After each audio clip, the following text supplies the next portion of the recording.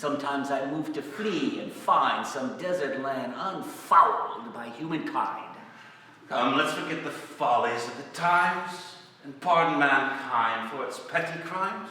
Let's put an end of rantings and of railings and show some leniency towards human failings. This world requires a pliant rectitude. Too stern a virtue makes one stiff and rude. Good sense views all extremes with detestation and bids us to be noble in moderation. The rigid virtues of the ancient days are not for us. They jar with our ways and ask of us too lofty a perfection.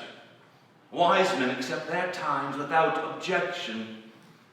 And there's no greater folly, if you ask me, than trying to reform society. Like you, I see each day 101 unhandsome deeds that might be better done. But still, for all the faults that meet my view, I've never known to storm and rave like you. I take men as they are, or let them be, and teach my soul to bear their frailty. And whether in court or town, whatever the scene, my phlegm is as philosophic as your spleen. This phlegm, which you so eloquently command, does nothing ever rile it up, my friend? Suppose some man you trust should treacherously conspire to rob you of your property, or do his best to wreck your reputation. Wouldn't that cause a certain indignation? Why, no. These faults of which you so complain are part of human nature, I maintain. And it's no more a matter for disgust that men are knavish, selfish, and unjust, than that the vulture dines upon the dead, and wolves are furious, and apes steal bread. Shall I see myself betrayed, robbed, torn to bits, and not... Oh, let's be still and rest our wits. Enough of reasoning now, I've had my fill. Indeed. You would do well, sir, to be still, rage less at your opponent, and give some thought to how you'll win this lawsuit that he's brought. I assure you I'll do nothing of the sort.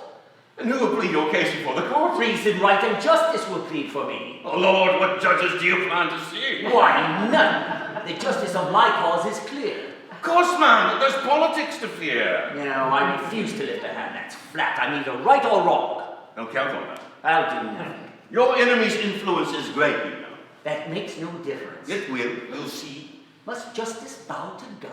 If so, I shall be proud to lose the trial. Oh, really? I'll discover by this case whether or not men are sufficiently base and impudent and villainous and perverse to do me wrong before the universe.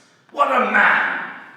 Oh, I could wish, whatever the cost, just for the beauty of it, that my trial will last. If people heard you talking so well, says they'd split their sides, your name would be just.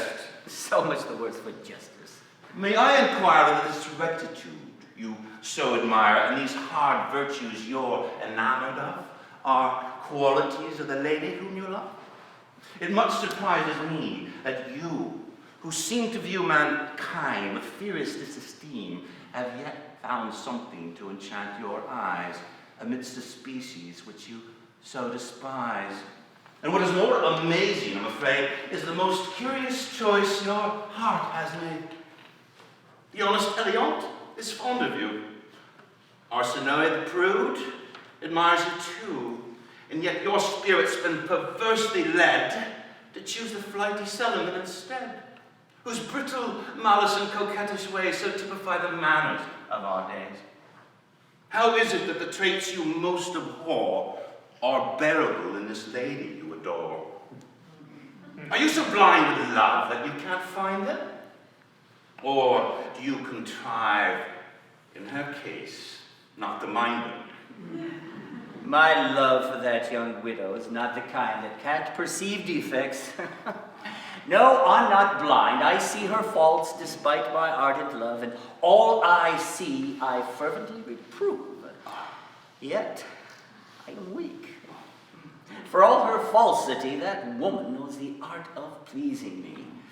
And though I never cease complaining of her, I swear I cannot manage not to love her. That's no small task. I wish you all success.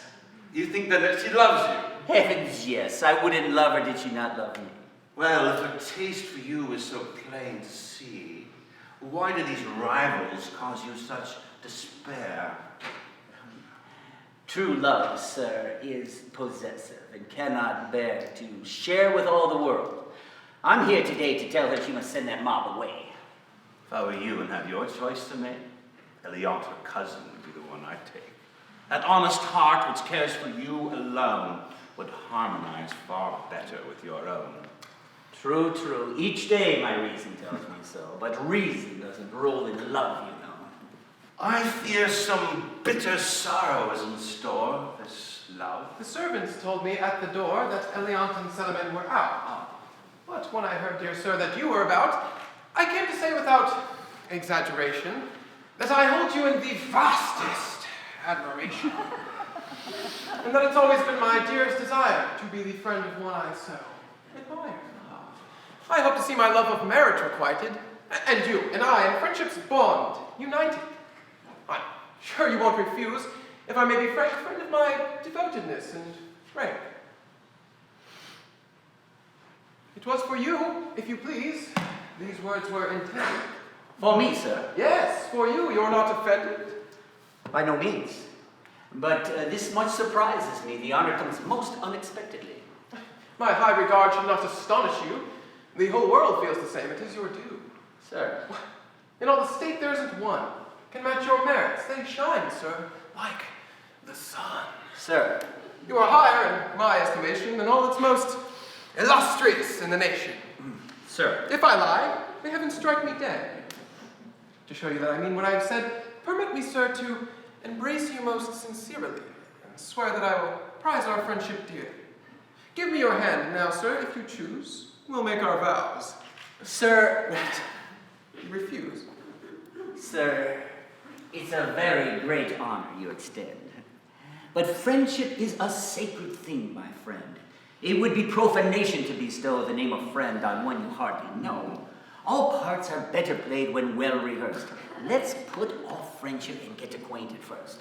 We may discover that it would be unwise to try and make our natures harmonize.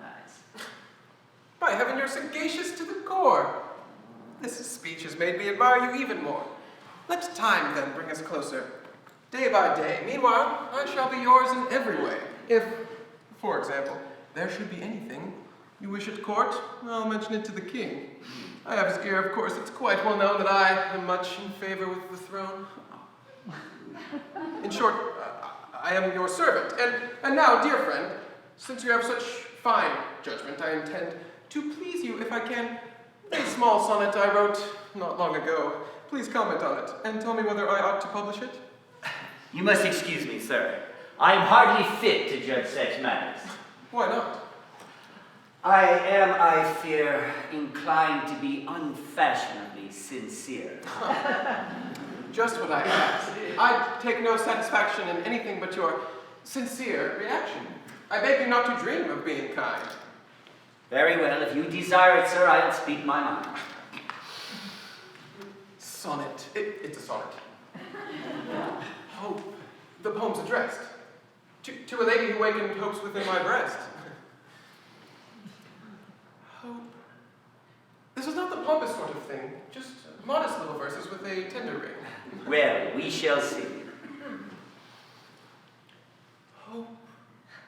I'm anxious to hear whether the style seems properly smooth and clear, whether the choice of words is good or bad. We'll see. We'll see.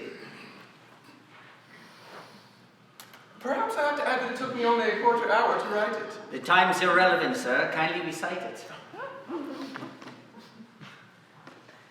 Hope comforts us a while, 'tis true, lulling our cares with careless laughter. Yet such joy is full of rue, my Phyllis, if nothing follows after.